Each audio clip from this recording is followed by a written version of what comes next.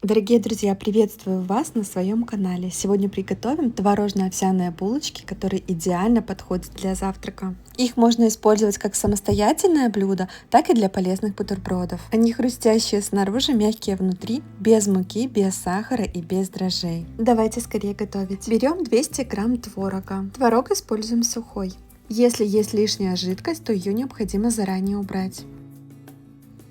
К творогу добавляем 2 яйца. Я часто использую творог в своих рецептах, потому что это удобный и натуральный источник белка.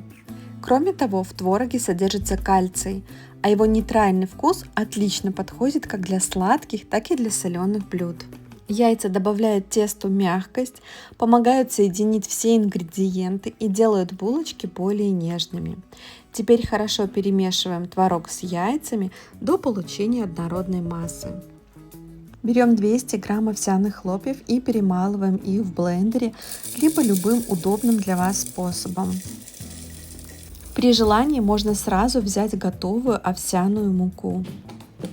Овсянка содержит сложные углеводы и пищевые волокна, поэтому такие булочки получаются более сытными и хорошо подходят для завтрака.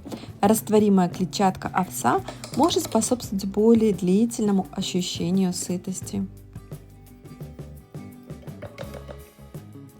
Добавляем к овсянке немного соли и чайную ложку разрыхлителя.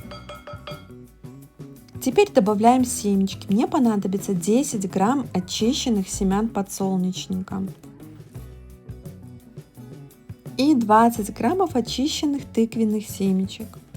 Семечки добавляют булочкам приятный вкус, легкий хруст и делают текстуру интереснее.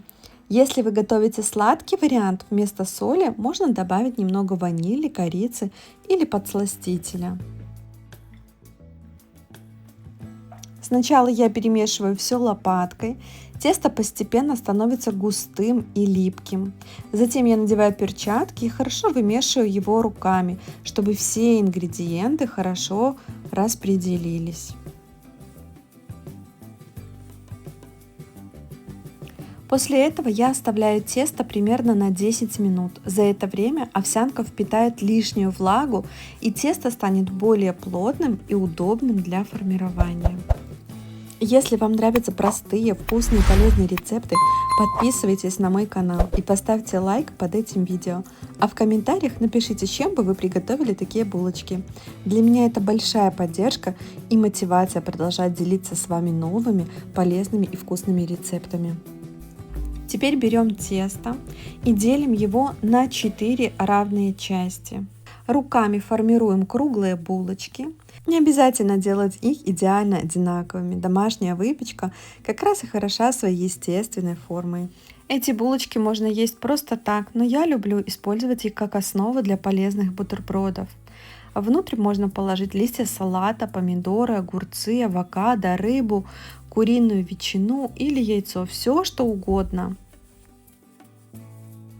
Сверху слегка смазываю каждую булочку каплей масла. Это не обязательно, но благодаря маслу кунжут будет лучше держаться, а корочка получится более румяной. Делаю на булочках сверху небольшие надрезы и посыпаю каждую булочку кунжутом. Я выкладываю булочки прямо на решетку аэрогриля, без пергамента, чтобы они хорошо пропекались снизу. В моем аэрогриле булочки не прилипают, но все зависит от вашего покрытия решетки.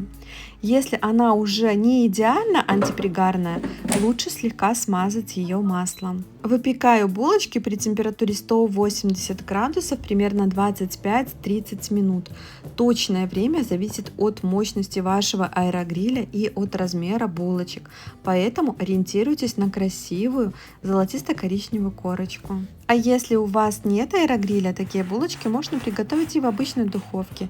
Выпекайте их при 180 градусах примерно 30-35 минут, пока они не подрумянятся. Сохраните этот рецепт и обязательно приготовьте. Приятного аппетита!